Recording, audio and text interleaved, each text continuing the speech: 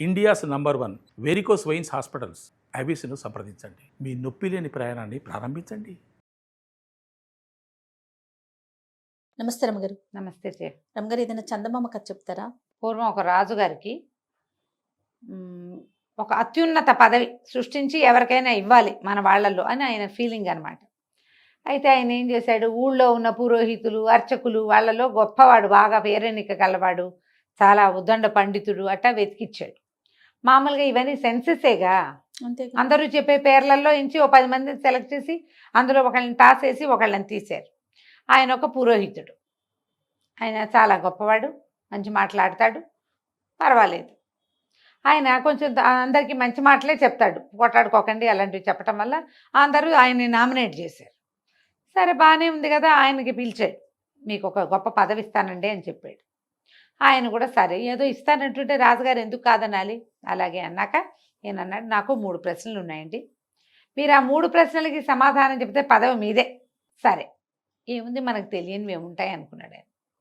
భగవంతుడు ఎక్కడ ఉంటాడు? ఫస్ట్ ఒకటి, ఏ దిక్కుకి చూస్తాడు? భగవంతుడు ఏం చేయగలడు, ఏం చేస్తాడు? ఈ 3 అడిగాడు. భగవంతుడు ఎక్కడుంటాడు అనే ప్రశ్న ఎట్లా సమాధానం? ఎక్కడైనా ఉంటాడు, సర్వంతర్యామి కదా, అది ఎట్లా చెప్పాలి? అన్ని చోట్ల ఉంటాడంటే కాదు, క్లారిటీ ఉదాహరణలతో చూపించాలి.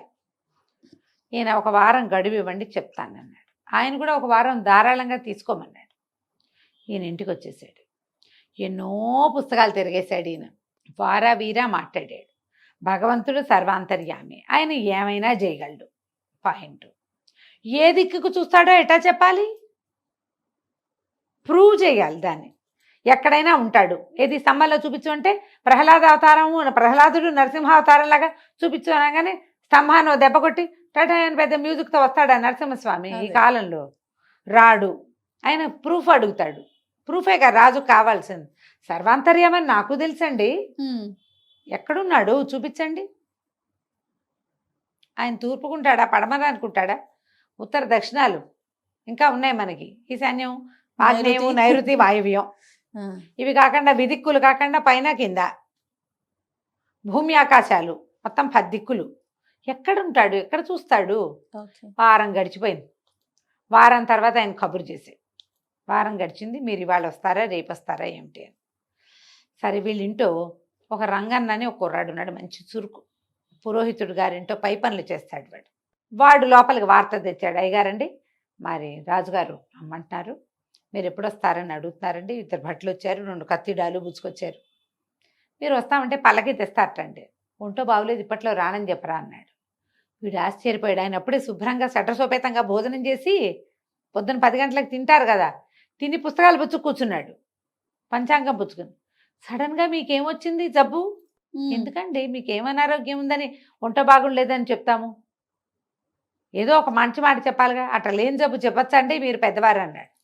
అనేసరికి ఏం చెయ్యను రా, ఆయన ప్రశ్నలు అట్టా ఉన్నాయి, ఏదో అట్టా తలాయించి ఒక 4-5 రోజులు గడిపి పెద్దమ్మాయి గారు ఊరు వెళ్ళిపోతాను రా అన్నాడు.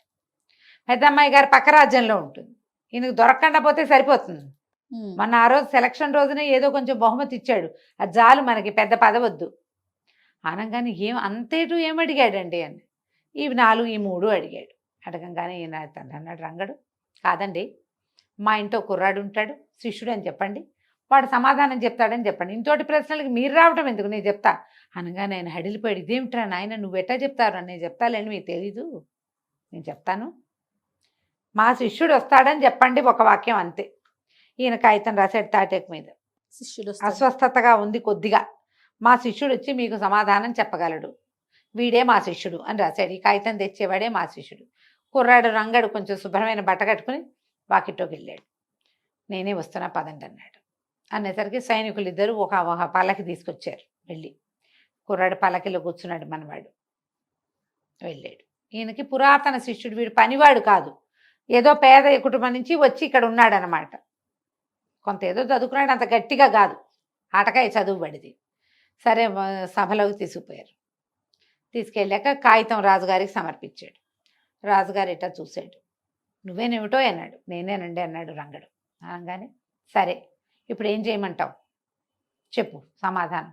భగవంతుడు ఎక్కడుంటాడు అనగానే కుర్రాడు అన్నాడు, అయ్యా ఇప్పుడు భగవంతుడు ఎక్కడుంటాడు అనే అతిపెద్ద ప్రశ్నకి సమాధానం చెప్పేది నేను కదా. అంటే నేను చెప్పేవాడిని, అంటే నేను గురువుని. మీరు వినేవాళ్ళు కదా, మీరు తెలుసుకుంటారు. వినేవాడు తెలుసుకునేవాడు ఎవడు? శిష్యుడు.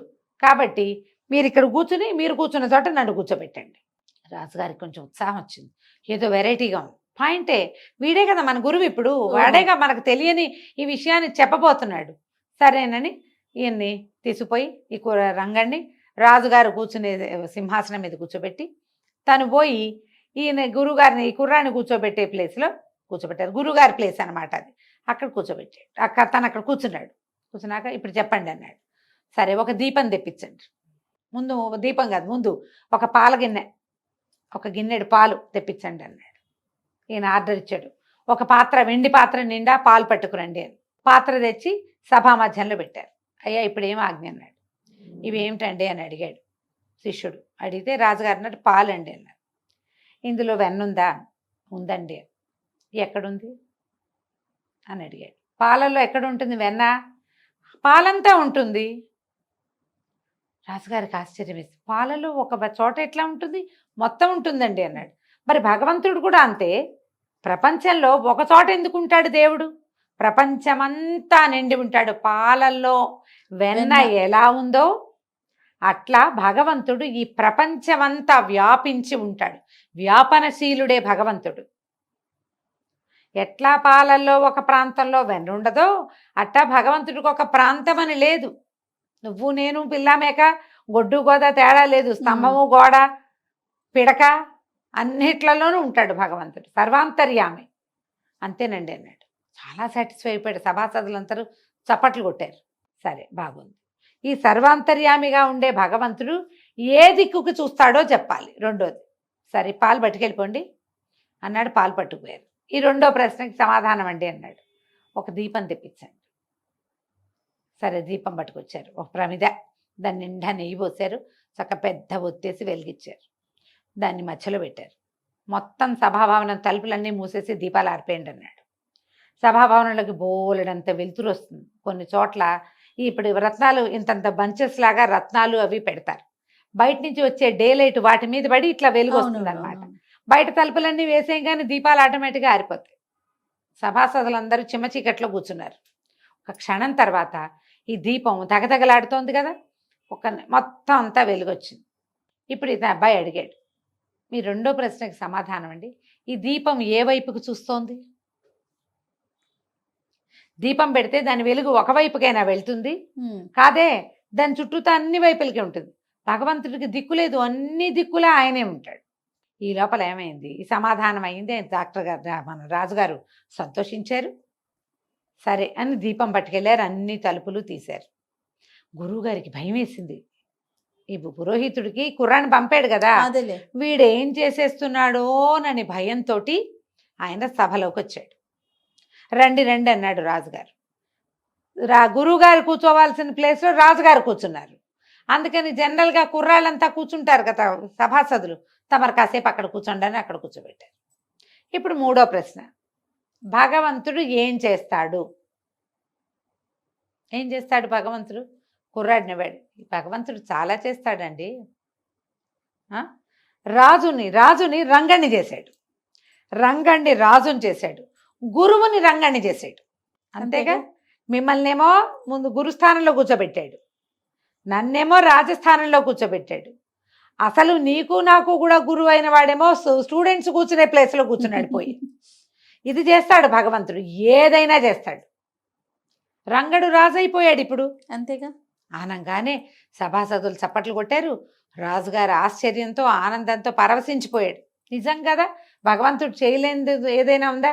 రోడ్డు మీద పోయేవాడిని కింగని చేస్తాడు, పరీక్షలు తప్పిన వాడిని కూడా పెద్ద అధికారిని చేయగలడు, అది వేల మందికి అన్నం పెట్టే సంస్థలకి అధిపతిగా చేయగలుగుతాడు భగవంతుడు. ఆయన చేయలేనిది ఏముంది? వీడి ప్రతిభ కాదు కదా, ఆయన ఒప్పుకుంటే. ఆయన చాలా సంతోషించి, మీ శిష్యుడి వల్ల ఇంత పని జరిగింది, మీ శిష్యుడికే ఇంత తెలివి ఉంటే గురువు గారికి ఎంత తెలివి ఉండాలి అని ఇంకా ఆలోచించి గురువుగారికి పట్టం కట్టి ఆ రంగడు అంతకుముందు ఏదో గురుగారింట్లో పనిచేస్తూ 2 ముక్కలు చదువుకున్నాడు, కానీ బాగా ఎక్కువ ముక్కలు చదువుకునే అవకాశాన్ని ఇచ్చి వాడిని తన మంత్రుల్లో ఒకడిగా చేసుకున్నాడు రాజు. బాగుంది కదా. సూపర్. కథ కంచికి మనం ఇంటికి. తెలివితేటలు. నమస్తే. నమస్తే.